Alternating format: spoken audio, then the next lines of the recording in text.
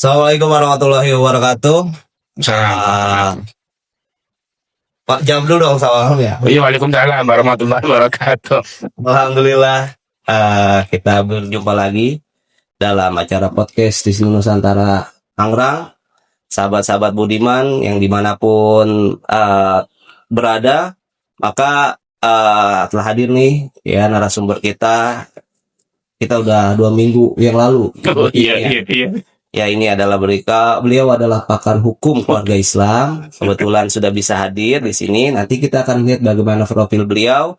Kemudian juga nanti kita akan sedikit Q&A ya, bagaimana prosesi memahami konteks percatatan nikah ya. Iya, siap. Pencatatan pernikahan. Oke. Jadi Pak Dul, silahkan perkenalkan diri Pak Dul pada masyarakat khususnya dan masyarakat dunia yang sedang melihat ya. Dunia nyata dan dunia gaib gitu ya. Iya, baik, iya. Langsung nih, Langsung Pak Dul. Gak ada babanya soalnya kan. Iya. Langsung aja di sini. Baik. Assalamualaikum warahmatullahi wabarakatuh. Kawan-kawan semuanya yang saya hormati, ya kebetulan saya mendapatkan kesempatan untuk bisa berbincang-bincang dengan Pak Fahmi Ali ini ya, yang sudah tidak asing lagi. Iya, kebetulan saya memang konsen di hukum keluarga Islam ya, di HKI, sehingga banyak buku-buku saya yang memang membaca hukum keluarga Islam. Dan yang paling menarik buat saya itu hukum keluarga Islam dikontekstualisasikan dengan sekarang begitu ya. Jadi tidak hanya kemudian dipahami pada masa-masa lalu gitu. Lebih menarik itu ketika dibaca dalam perkembangan zaman yang sekarang itu. Begitu Pak Fahmi. Jadi ya saya memang menekuni di kajian hukum keluarga Islam. Saya S1-nya memang hukum ekonomi syariah dulu. Iya. Ya, jadi hukum ekonomi syariah. Kemudian saya loncat di hukum keluarga Islam. Tapi kan masih dalam satu rumpun syariah gitu ya. Betul. Dalam rumpun syariah. Nah, di S2 itulah saya mulai banyak membaca literatur tentang hukum keluarga Islam. Kedepannya nanti juga saya akan lebih melanjutkan pendidikan di hukum keluarga Islam juga sih, rencananya begitu. Itu ya Pak Fahmi ya. Saya kira cukup sekian lah. Perkenalannya jangan banyak-banyak. Iya betul. Jadi tadi sedikit mengupas tentang bagaimana hukum keluarga Islam. Dari perspektif Pak Dul, apa sih itu hukum keluarga Islam? Karena kita masyarakat awam ini belum mengenal apa itu hukum keluarga Islam. Iya, jadi hukum keluarga Islam itu kan kalau di bahasa Arab kan itu kan ahwalus sahsiyah ya. Iya. Ahwalus sahsiyah atau hukum perdata Islam gitu. Jadi dulu waktu saya kuliah memang nomenklaturnya menggunakan menggunakan ahwalus sahsiyah, AS begitu.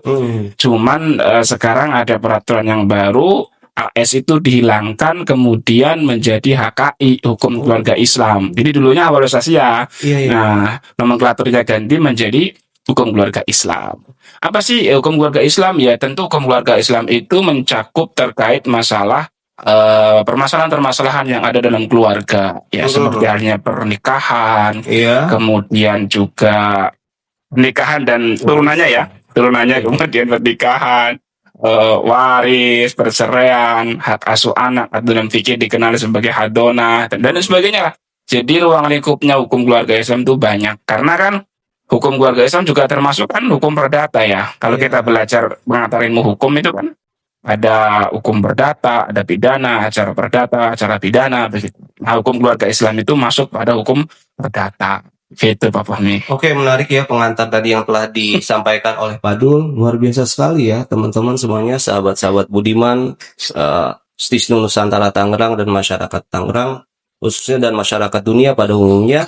Ya, kita banyak ditonton nih jadi dari viewers ya. Live ya, berarti live ini ya. Wah, luar biasa sekali. Sebenarnya live banget. Ini kita ditonton. Iya. Mau siang, mau sore. Malu juga bisa ya. Ya, penting subscribe. Jangan lupa subscribe ya. Iya. Kita intens. Siap. Ada pertanyaan dari teman-teman semua terkait tentang permasalahan atau case-case yang terjadi di era sekarang begitu kompleks Pak. Iya, betul. Khususnya tema kita nih tentang pencatatan pernikahan. Oh, begitu. Iya. Menarik itu ya. Jadi apa sih itu pencatatan pernikahan, Pak Dul? Jadi begini, sebelum kita ngobrol tentang pencatatan pernikahan ya, Pak Fahmi ya. Jadi sesungguhnya di Indonesia ini unik ya. Uniknya apa? Karena di Indonesia kita menjalankan ajaran-ajaran fikih yang ada dalam kitab-kitab Turos ya. Tetapi juga kita punya undang-undang yang kemudian mengikat warga negara kita begitu, sehingga seakan-akan ada dualisme hukum perkawinan di Indonesia gitu loh. Oh gitu. Seakan-akan ya. Iya. Meskipun ya memang nyatanya ada sih dualisme. Termasuk yang menjadi pembicaraan ya di kalangan para pakar hukum keluarga Islam itu ya terkait masalah pencatatan pernikahan, kemudian terkait perceraian dan beberapa isu yang memang dinilai sebagai apa ya dualisme begitu. Ya contohnya begini, kalau dalam fikih-fikih klasik orang mentalak istrinya itu kan cukup dengan omongan gitu ya. Iya. Tetapi begitu kita membaca undang-undang itu nggak bisa, perceraian itu harus di depan pengadilan gitu kan. Nah ini kan menjadikan masyarakat bingung nih. Iya. Gitu kan, gitu ya. Iya. Bingung gitu yang mana itu kan? Saya harus ke kiai atau ke pengadilan? Nah, gitu. Tapi jangan sudah dulu kan belum mungkin. Gitu kan. Kalau misalnya ada yang bertanya itu gimana solusinya? Iya. Jadi memang dari dulu itu memang kita kan masyarakat kita itu kan terbiasa dengan mengikuti apa yang dikatakan oleh kiai begitu ya, dalam tradisi keislaman gitu. Tetapi saya contoh langsung lah untuk pencatatan pernikahan gitu ya. Betul.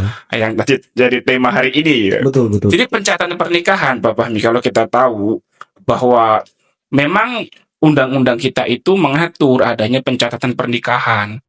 Ya, memang mengatur. Seperti itu. Iya. Jadi pencatatan pernikahan itu diatur pada pertama Undang-Undang Nomor 1 tahun 1974. Iya. Pasal 2 ayat 2. Ini tentang pencatatan pernikahan. Jadi semua pernikahan itu harus dicatat ya berdasarkan peraturan perundang-undangan yang ada gitu kan. Itu yang pertama. Kemudian juga diatur oleh peraturan pemerintah nomor 9 tahun 1975. Ini tentang pelaksanaan undang-undang ini. Jadi undang-undang tadi perkawinan terbitnya atau diundangkan ya tahun 74. Kemudian disusul dengan peraturan pemerintah ya nomor 9 tahun 1975 gitu. Ini tujuan PP ini untuk cara melaksanakan undang-undangnya gitu lah, perkata penjelasannya gitu. Itu diatur pada pasal 2 sampai pasal 9 tentang pencatatan pernikahan. Oh, seperti itu. Iya, termasuk siapa yang wajib pencatatan pernikahan, cara waktunya dan lain sebagainya gitu kan. Kemudian juga diatur pada kompilasi hukum Islam. Nah, yang harus teman-teman ketahui bahwa kompilasi hukum Islam ini adalah Inpres Presiden, instruksi Presiden saat itu ya, pada tahun 1991. Jadi kompilasi hukum Islam itu yang di kampus-kampus juga ada mata kuliahnya ya, kompilasi hukum Islam. Itu Inpres Presiden. Itu juga mengatur tentang pencatatan pernikahan. Ada pada pasal 5 sampai pasal 7. Nah, jadi negara kita itu memang mengatur pencatatan pernikahan. Meskipun kalau kita baca literatur fikih klasik ya yang ada di kitab-kitab Turos itu sependek penelusuran saya memang tidak secara sore, tidak secara jelas mengatakan pernikahan harus dicatatkan begitu. Oh gitu. Iya. Oh jadi cukup banyak ya catatan-catatan itu secara regulasinya Pak Dul ya. Iya. Terkait proses tadi ya. Tapi menurut Pak Dul apa yang relate di era sekarang nih Pak Dul dalam proses pencatat pernikahannya? Kita bicara tadi memahami konteks secara regulasinya ya, kebijakannya dari 1971 ya. Kayak 74 sampai sekarang. Kayak gitu. Itu ada perubahan-perubahan tuh Pak Dul. Iya, tentu banyak ya. Jadi kan begini, kita punya undang-undang pernikahan itu kan 1974 gitu kan. Kemudian ada beberapa poin-poin yang sudah memang diamandemen. Contoh misalkan kayak undang-undang ketika di Undang-Undang tahun 1974 tentang pembatasan pernikahan, itu kan. Nah, itu kan kemudian diamandemen, ya, diamandemen oleh Undang-Undang Nomor 16 tahun 2019 yang di tahun 74 itu menikah itu 16-19 tahun, perempuan 16 tahun, laki-laki 19 tahun. Itu awalnya. Oh, awalnya Iya, 10. kemudian di amandemen ya dirubah oleh Undang-Undang Nomor 16 tahun 2019 baru Oke. kemarin.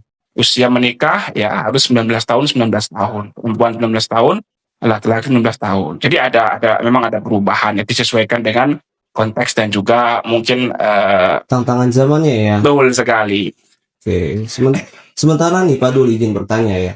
Proses apa sih manfaatnya atau tujuan daripada proses pencatatan nikah? Kita Iya. kan apa ya? Karena banyak juga yang nikah siri ya. Oh, betul, kayak betul, gitu. betul. Apalagi ada nomenklatur baru tuh katanya yang poligami itu Dipidana. Iya. Itu gimana tuh Pak Dul? Dalam perspektif sudut pandang Pak Dul sendiri. Tapi saya boleh minum dulu ya? Boleh. Oh, iya, nggak dibilangin dulu hari ya. Gitu kan? Iya. Padahal emang gak sudah ada. Iya, kan harus berterangkan dulu ya. Itu coba tuh disiapkan untuk minumnya. Karena cukup hangat nih. Karena di atas betul. Jadi yang tebak gitu ya. Baik Mas, saya akan mulai dari sejarah pencatatan pernikahan dulu ya. Jadi memang kalau kita baca literatur klasik itu memang saya sebutkan dari di awal tidak ada secara jelas pencatatan pernikahan itu dilakukan, tidak ada secara jelas gitu ya. Tetapi bagi ulama-ulama, bagi cendekiawan-cendekiawan Muslim kontemporer khususnya ya, yang menganjurkan bahkan menganggap sebagai salah satu rukun ya. Karena begini, dulu zamannya Rasul itu memang tidak ada pencatatan pernikahan kayak sekarang dicatat di KUA itu tidak ada. Iya. Tetapi nilai-nilai atau semangat dari pencatatan pernikahan itu ada gitu loh. Contoh begini. Contohnya gimana? Contohnya Rasul itu menganjurkan bahwa menikah itu harus diumumkan atau di apa ya bahasa sekarang dipublish betul kan. Iya, kata Rasul, umumkan pernikahanmu di masjid, kemudian pukul rebana gitu kan. Nah, ini kata pemahaman ulama-ulama kontemporer ya, ulama-ulama yang mendorong adanya pencatatan pernikahan menjadi rukun. Ini memahami bahwa berarti nikah itu nggak boleh sembunyi-sembunyi gitu loh.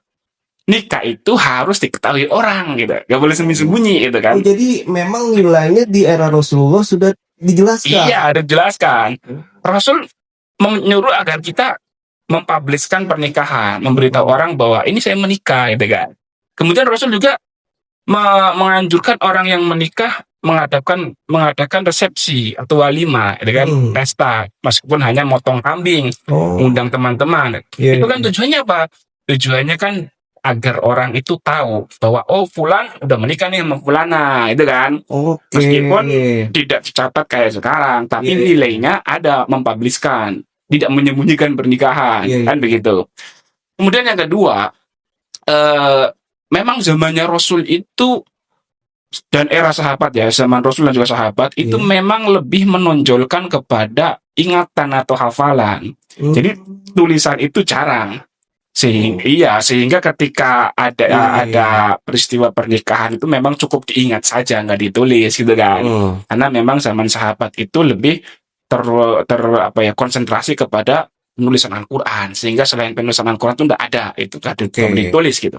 Itu yang kedua. Kemudian yang ketiga, zamannya Rasul juga kan belum ada lembaga kayak pencatatan pernikahan. Nggak ada kan. Nah, maka ulama-ulama yang memahami pentingnya pencatatan pernikahan itu mengambil semangat tadi, nilai dari tadi yang saya sebutkan tadi. Ditambah ada ya dalam Al-Quran, surat Al-Baqarah ayat 282 kalau saya nggak salah ya. Itu ayat paling panjang tuh tentang menerangkan utang piutang dan sebagainya. Nah, dalam surat Al-Baqarah itu menjelaskan, ya ayyuhalladzina amanu idza tadayantum bidainin ila ajalin musamma faktubu. Jadi kalau Allah menyeru kalau ada utang piutang ya dengan waktu yang ditentukan, maka harus dicatat gitu loh. Jadi kalau ngutang catat biar nggak lupa itu kan. Kebiasaan kita kan kalau ngutang ya nggak apa-apa lah. Tapi akhirnya kan lupa juga. Nah, kemudian dikonstruksikan dengan ayat tentang pernikahan, Mas. Di tentang pernikahan itu Allah mengatakan mendefinisikan nikah itu sebagai misakon golido, yaitu ya ikatan yang sangat kuat, gitu kan. Ulama memahami kalau hanya utang piutang ada dicatat, maka pernikahan yang statusnya misakon golido harusnya dicatat juga. Oh, jadi misalkan Golijo itu menjadi garis besar Betul. relevansi antara ayat tersebut. Betul. Jadi ulama-ulama itu memahami ya karena utang piutang aja harus dicatatkan, maka apalagi nikah yang statusnya itu misalkan Golijo. Statusnya itu adalah perjanjian yang amat kuat, ya kan? Oh gitu. Satu juga dong. Iya. Nah, itu semangat yang kemudian dipahami ya, dipahami oleh beberapa cendekiawan, kemudian menganjurkan adanya pencatatan pernikahan. Bahkan ada sampai yang mengatakan harus masuk kepada rukun, kepada rukun. Karena selama ini kan pencatatan pernikahan bukan rukun. Kalau dalam fikih-fikih klasik ya, gitu Pak. Mungkin perspektif ulama fikih modern itu bagian dari rukun karena tadi sangat penting itu. Iya, apalagi kan sekarang ada living together, tidak menikah tapi satu rumah. Oh begitu ya. Ada. Tapi ada nggak ngikutin begitu ya? Enggak itu. Jadi tantangan era sekarang Pak Dul, kayak children free, tidak menikah tapi tidak punya anak, ini fenomena atau tantangan di era sekarang kayak gitu. Jadi sekiranya untuk kita sebagai seorang muslim khususnya ya, dan umumnya masyarakat Indonesia untuk bisa menginformasikan melalui pentingnya catatan pernikahan. Betul. Karena begini ya,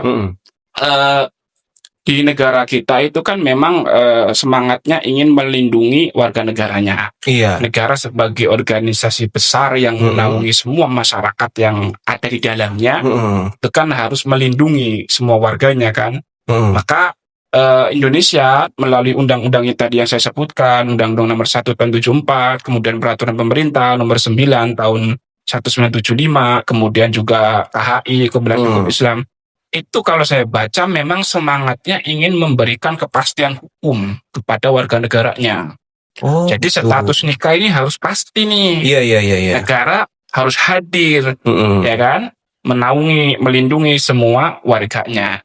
Jadi jangan sampai orang menikah tetapi tidak diakui oleh negara, gitu kan? Jadi, memang fungsi pencatatan pernikahan itu kalau saya baca ya, itu satu memberikan kepastian hukum, kemudian kedua memberikan perlindungan kepada semua warga negaranya, masyarakatnya, biar pernikahannya itu sah secara administrasi dan juga secara agama tentunya ya, secara fikih ya. Nah, yang menjadikan menarik bahasan-bahasan ini, Mas, sesungguhnya kadang-kadang kita juga sering ditanyakan sama masyarakat. Saya nikah secara diam-diam lah, katakan gitu ya. Sirih lah. Kan diam-diam ya. Iya. Kita sebagai awam kan sirih. Iya, sirih kan diam. Atau apakah saya sah? Ya, tetapi saya nggak dicatatkan kan begitu. Saya memilih yang mana begitu kan. Sejatinya dalam kaidah fikih ya Mas ya. Meskipun ya mungkin ada yang berbeda dan lain sebagainya ya. Itu ada kaidah yang menyebutkan begini Mas. Hukmul hakim ilzamun wa yarfa'ul khilaf. Jadi keputusan hakim dalam hal ini adalah negara ya. Iya. Keputusan hakim itu mengikat dan juga menghilangkan khilaf, menghilangkan perbedaan. Begitu. Gitu. Jadi misalkan ini Mah ya. Iya. Misalkan negara sudah memutuskan, negara sudah membuatkan regulasi, membuatkan aturan bahwa nikah harus dicatatkan, gitu kan? Iya. Nah, seharusnya kalau kita mengikuti kaidah tadi yang saya sebutkan ya, harusnya semua khilaf tentang pencatatan pernikahan sudah tidak ada lagi. Kita langsung merujuk kepada keputusan pemerintah, gitu kan? Iya. Harusnya. Biar apa sih? Ya biar seragam gitu Mas. Iya. Biar seragam. Jangan sampai kemudian ini pilihannya A, pilihannya B, pilihannya C. Jadi negara mengakomodir nih. Ketika kita membaca kompilasi hukum Islam juga sejauh yang saya amati, kompilasi hukum Islam kita itu hampir 75% itu materinya dari fikih Syafi'iyah. Kompilasi hukum Islam hampir 75%. Itu sejauh yang saya amati. Mungkin ada yang berbeda juga, ya mungkin nanti dikoreksi gitu ya. Jadi hampir 75% isi dari kompilasi hukum Islam itu mazhab Syafi'i gitu. Iya, jadi memang ulama-ulama yang menyusun kompilasi hukum Islam juga ini tidak meninggalkan madhab gitu Mas. Cuman ya meramu biar lebih mudah dipahami gitu kan. Karena memang kalau kita membaca buku-bukunya Profesor Ibrahim Hussein, ayahnya Gus Nadir. Oh, Iki rekor iya, gimana tuh Pak? Kutipan beliau. Kalau beliau kan semangatnya untuk reaktualisasi hukum Islam. Wah, antum kan mahasiswanya. Iya kan? Gimana? Iya, saya pandang tafsiran tentang perspektif Prof. Ibrahim ya. Saya tertarik sekali dengan pemikiran beliau ya, karena beliau itu ingin menyajikan bahwa fikih itu bisa dikontekstualisasikan era kapanpun begitu ya. Oke. Jadi kayak beliau misalkan membahas tentang tadi pencatatan pernikahan, ya memang harus dicatatkan. Kenapa ya? Karena dalam pencatatan pernikahan itu mengandung maslahat gitu loh Pak. Oh, iya. Iya kan? Jadi begini, kalau misalkan orang tidak mencatatkan pernikahan nih, tidak mencatatkan pernikahan, ya tentu dia nggak punya hak-hak yang melekat pada dirinya. Untuk misalkan dia ditinggal pergi suaminya, dia nggak bisa nuntut hak waris, ya kan? Dia nggak bisa nuntut hak nafkah. Ya, kenapa? Karena memang nikahnya nggak dicatatkan, gitu kan? Itu kan yang membuat problem di masyarakat kita. Iya, jadi untuk menghindari hal-hal tersebut, maka memang harusnya dicatat. Betul. Terus juga fungsi-fungsi yang lain untuk negara bisa mengurus kayak kakaknya untuk fungsi sekolah. Betul sekali. Iya, betul ya. Sebab kalau kita lihat di era masyarakat, di masyarakat ya, secara nyata gitu kan, ya banyak orang yang nikah siri, kemudian anaknya nggak bisa dicatatkan karena memang nggak ada bukti pernikahannya gitu kan. Oh iya, itu yang dikhawatirkan. Kadang-kadang ada yang ikut akta mbahnya. Oh, ada yang seperti itu, ikut akta mbahnya. Karena bapak ibunya kan nggak punya akta, karena kan dia nggak dicatatkan dalam pernikahannya. Secara administrasi kan dia tertolak kan kasihan anaknya. Kasihan anaknya. Maka kalau saya pribadi sih ya kita ikut pemerintah, artinya ya secara fikih sah, secara administrasi kita sebagai warga negara juga ya harus ikut aturan pemerintah begitu. Oke, menarik sekali ya sahabat-sahabat yang budiman, para pemirsa yang ada di Tangerang dan di luar Tangerang, di penjuru dunia manapun. Tadi juga kita dialog menarik sekali ya tentang percatatan pernikahan Pak Dul ya. Tapi nanti oke, teman-teman, kalau ada yang ingin bertanya tentang proses percatatan pernikahan, terus ada kasus-kasus yang terjadi tentang proses, bisa ditanyakan langsung. Nanti kita akan jawab di segmen yang kedua. Terus juga ada fenomena menarik di Gen Z sekarang, Pak Dul. Apa itu? Tadi tentang di era Rasulullah dianjurkan untuk diinformasikan. Kemudian ada apa namanya di era sekarang harus dicatat. Tapi di era sekarang juga ada Gen Z itu biasanya ke KUA. Datang ke KUA tapi tidak di pesta dan sebagainya. Nah, tapi kita sabar, tunggu sebentar ya pemirsa. Tapi kita akan bahas di segmen selanjutnya. Nanti kita akan lihat dan gali bagaimana perspektif Pak Dul tentang hal tersebut. Serta ulama-ulama kontemporer, fikih-fikih yang kontemporer dan ulama-ulama modern terkait perspektif nikah di KUA saja. Tanpa dipestakan. Itu kan menarik di era sekarang ya Pak Dul. Ya. Oke teman-teman, nanti sekali lagi yang ingin bertanya silahkan komen-komen dan jangan lupa di-subscribe ya.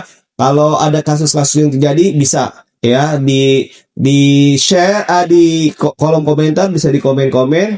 Terus juga nanti kalau ada hal-hal yang ingin ditanyakan terkait pernikahan, kita bisa bahas-bahas di segmen-segmen selanjutnya ya.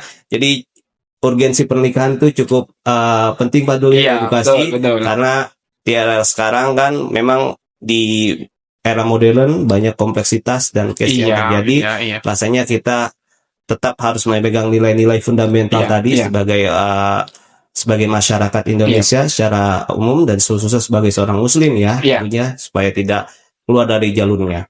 Oke, terima kasih sahabat masyarakat budiman ya, khususnya di Tangerang dan di luar Tangerang.